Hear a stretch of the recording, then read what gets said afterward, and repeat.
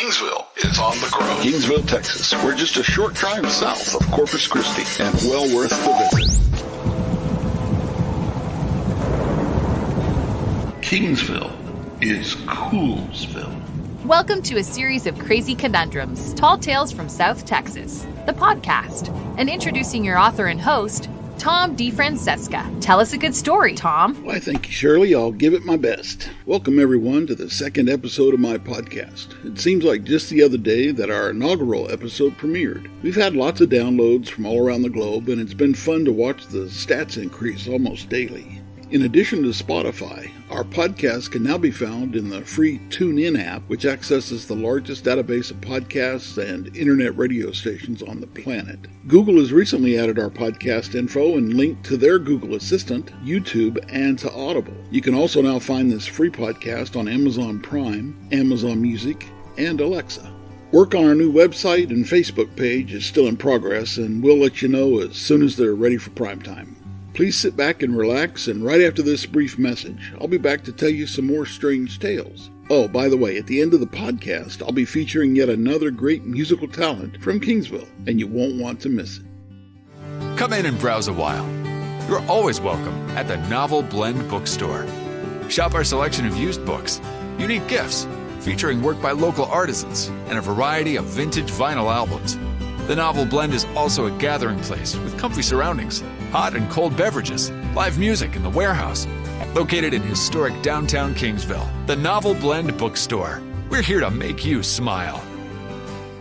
Please visit the Kate Apothecary, a unique boutique-style gift store located in historic downtown Kingsville, Texas, at 400 East Clayburgh Avenue. While shopping at the Kate Apothecary, check out their amazing Slow North candle line, a fine product from a woman-owned small business in Austin.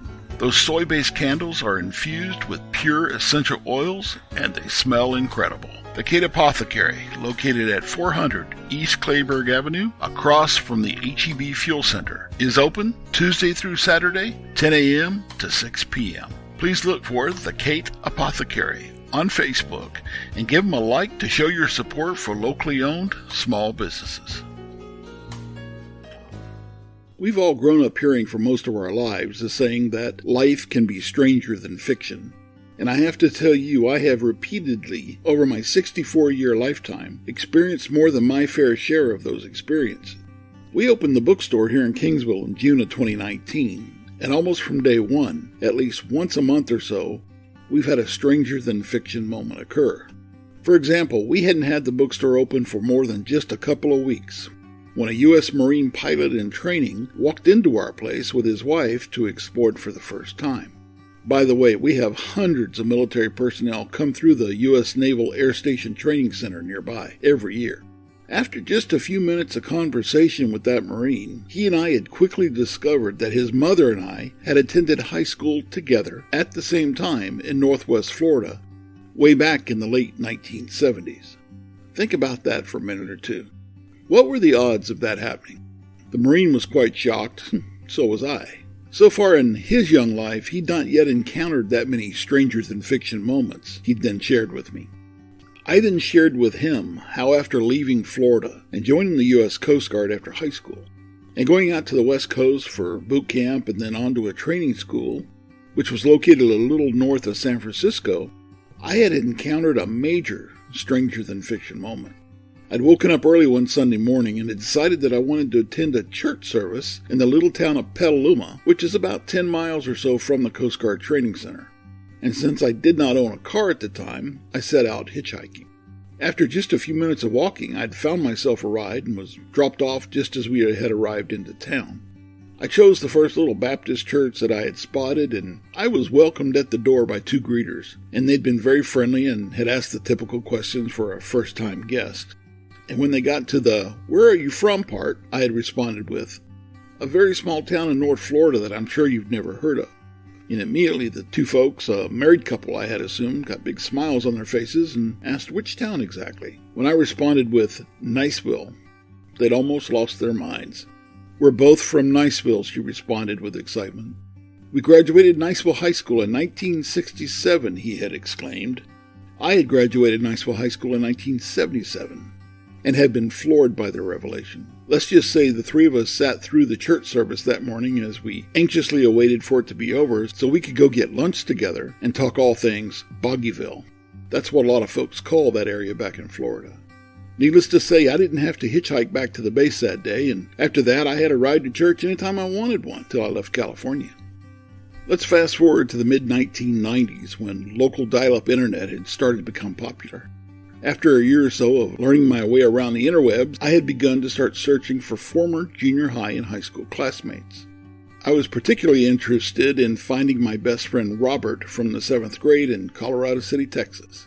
After searching for over a year, I just never could locate him. Not long after, I'd found myself out in West Texas and not too far from Colorado City, so I had decided to just drive on over and take a look around town. After arriving in the downtown area, I had noticed that the movie theater had been shut down and an inside flea market had been established. Since I love flea markets and since it was open, I decided to check it out. I hadn't been inside the place for more than 10 minutes when I heard someone not familiar to me call out my name. Surely they have to be talking to someone else, I'd thought. As I turned around, a man about my age approached me with a big smile on his face. "You're Tom, right?" he'd asked. "Yes, but I haven't lived here in over 40 years, I had replied. "Man, it has been a long time. You and Robert were best friends, and I used to hang out with you guys sometimes," he'd offered. "You're Randy, aren't you?" I'd asked. "Yes," he replied. I then asked him if he knew where Robert was these days, and he told me he didn't know exactly, but that one of Robert's brothers owned a gas station in nearby Snyder. And if I drove over there, he'd probably help me get in touch with his brother. What a strange encounter that was at the flea market. Later that day, I did in fact drive the short distance over to Snyder, and I located the gas station. When I walked in the door, I'd asked to speak to the owner. The young lady at the counter told me that he was not there, but she was his daughter and that she'd call him for me. Within just a few minutes, I held in my hand the cell phone number for my best friend from 40 years earlier.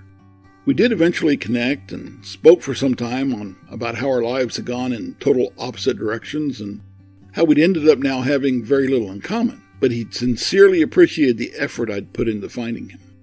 It wasn't really a great effort on my part. We shared that life is stranger than fiction experience of crossing paths together, and that was a very cool thing. Now, let's get back to some stranger than fiction events here at the bookstore in little old Kingsville, Texas. In early 2022, I'd spent a week or so really missing my folks.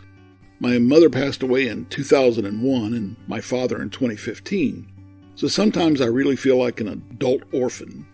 So it was during that time of really missing my parents, an unfamiliar lady walked into the bookstore and asked if we had any books on New Mexico history, and so I assisted her. I had then asked her how she came to have an interest in the land of enchantment. Some folks actually call it the land of entrapment, because you just never really leave the state once you're there, or if you actually do manage to move away, you almost always go back. Anyway, she had responded that she was actually from New Mexico originally, but was now living in North Texas and was currently visiting the Kingsville area.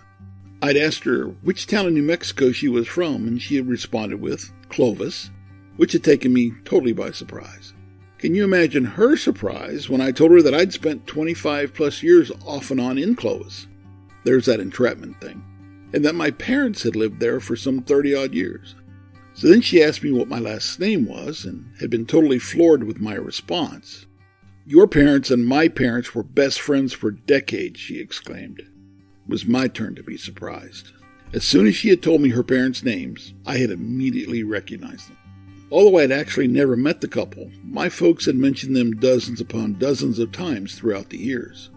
Apparently, the lady and I had just never ever crossed paths. "My folks thought the world of your parents," she shared. "Even though my father is now passed, my mother is still alive and active and still mentions your parents often," she offered up. It was a very nice thing to hear from a stranger who wasn't really a total stranger after all.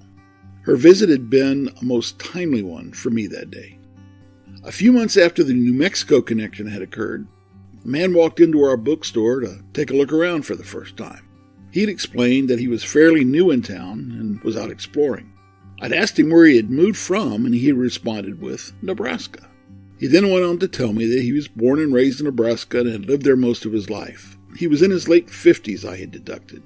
I then informed him that I had lived in Nebraska as a child in the Omaha area, which is in one of the bedroom communities that surrounded it. And he suddenly developed a big grin on his face. I grew up in Bellevue, he offered. Bellevue is exactly where I lived. I had responded as I began to feel the hair on the back of my neck start to stand up. After a few more minutes and my sharing with him some of the landmarks that I could still recall, we had determined that we'd lived within just a few blocks of each other for about a year until my father had received orders to leave nearby Offutt Air Force Base. The man was a few years younger than I was, and he had attended a non-public elementary school close to mine. So unfortunately our paths had not crossed, but the connection between us was still very cool. You know, while I was writing this memory down about the Nebraska connection, I recalled an event that had occurred a year or so earlier, but had forgotten about it until now. I'm a member of a couple of U.S. Coast Guard groups on Facebook and enjoy reading new posts. One day, a former Coastie had made an interesting comment, and his last name had looked very familiar. I clicked on his comment and asked him if we'd possibly been stationed together somewhere back in the 1980s. We compared notes and realized that no, we had never been stationed together, but he had been stationed with my younger brother, who also served in the Coast Guard. What a coincidence, right? Yet, in the back of my head, his last name still rang a bell.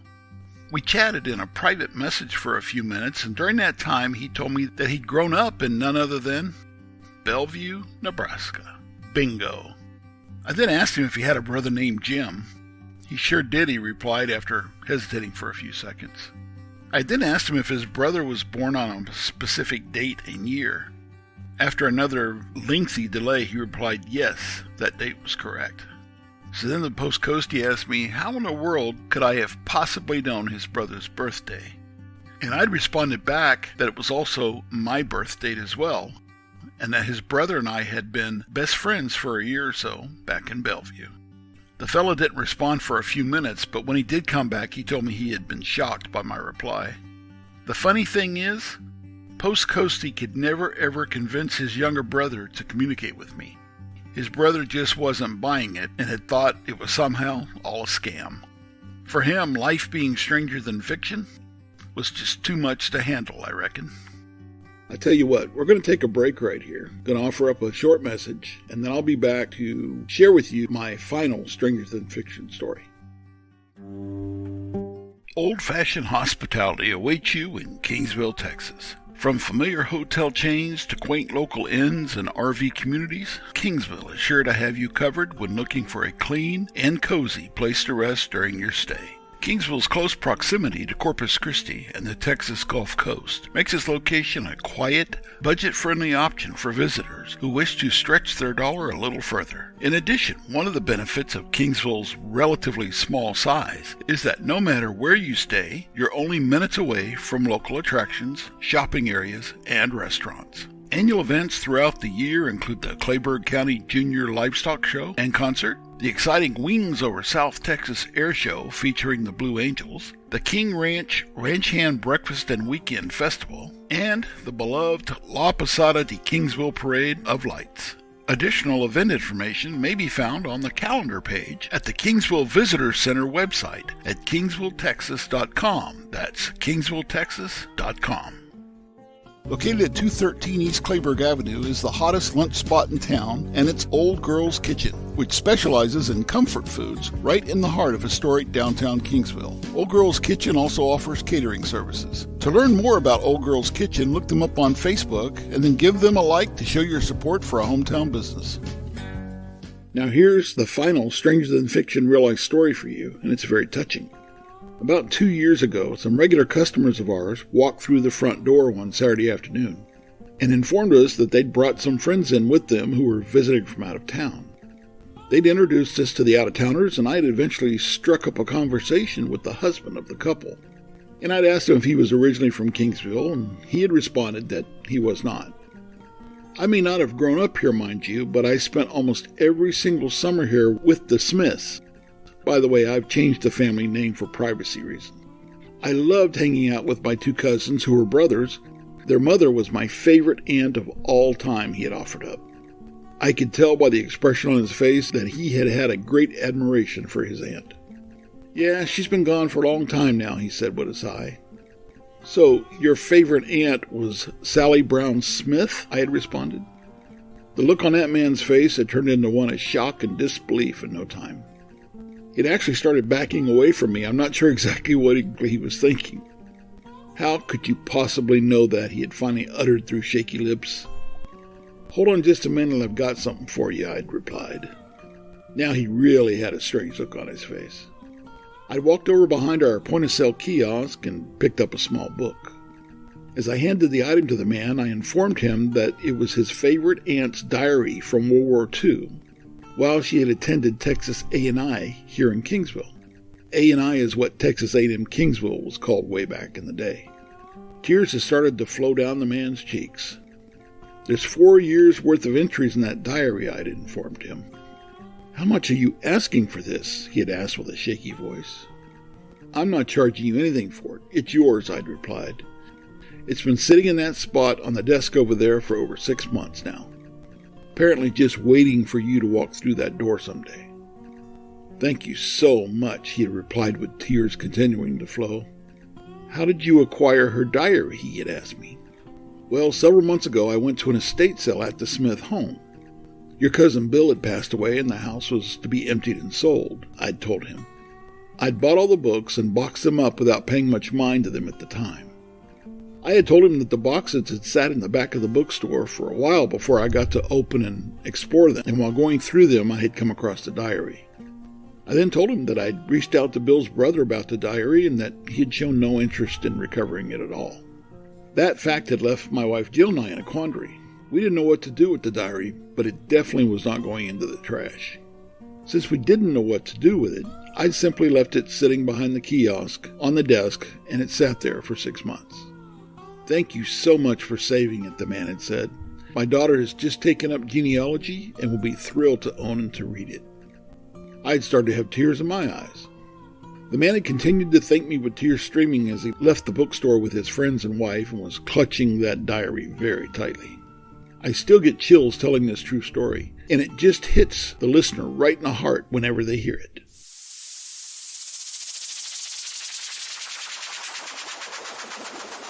In case you missed the announcement, I recently published a 95-page large-format picture book of historic downtown Kingsville, and it includes both black and white and color photographs. In addition to that, I wrote several poems about my experiences of walking and working downtown. The book is entitled A Walk Downtown, Kingsville, Texas, Pictures and Poetry, and it's available at the novelblendonline.com, the novelblendonline.com website.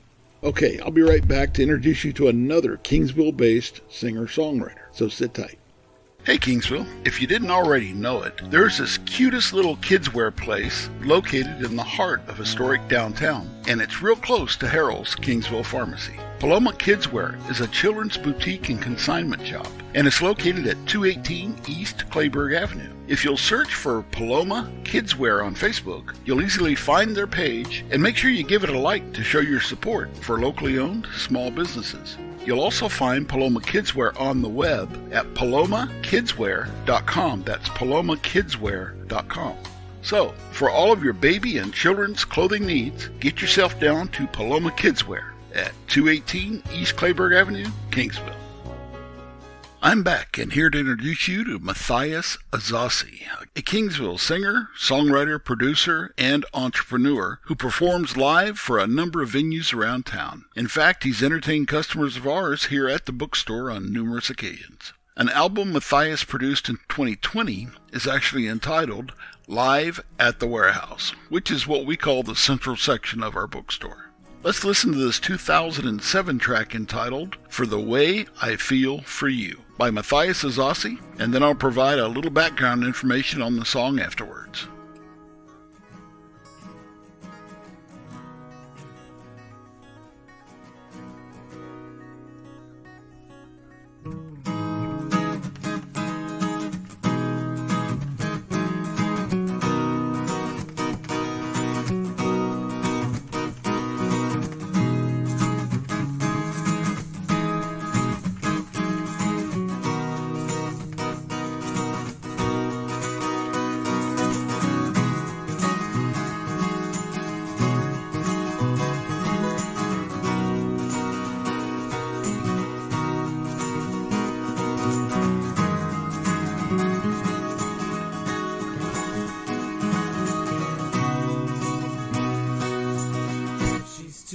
It's some miles away, but I can see her just half a day. If I let my mind stray, she's right there waiting for me. She's in my mind each day and night. Still I wonder, does she think of me? She's in my words and on my mind. Oh, how I wish we could be.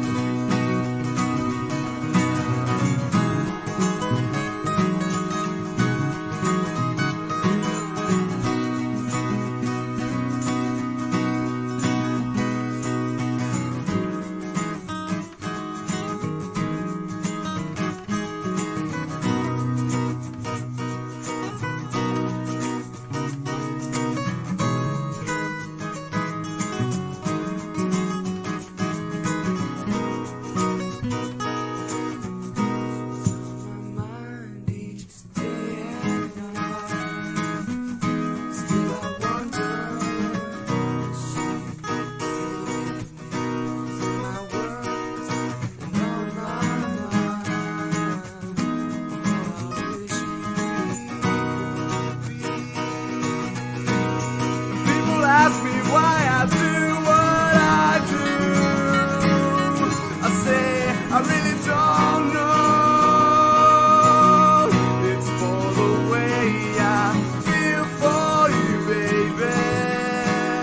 And I've gotta let you know, girl, I've gotta let you know.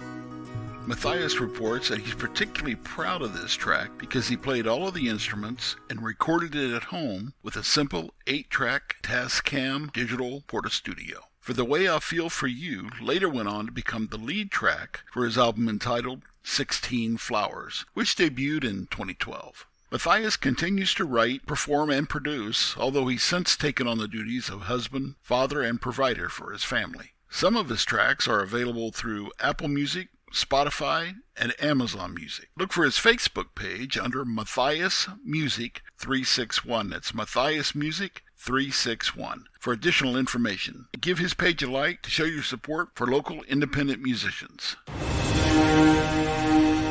Well, that wraps up a series of Crazy Conundrums podcast, episode number 2. And I hope you enjoyed it. We'll see you next time, and I'll have some more interesting tall tales to tell you. See ya.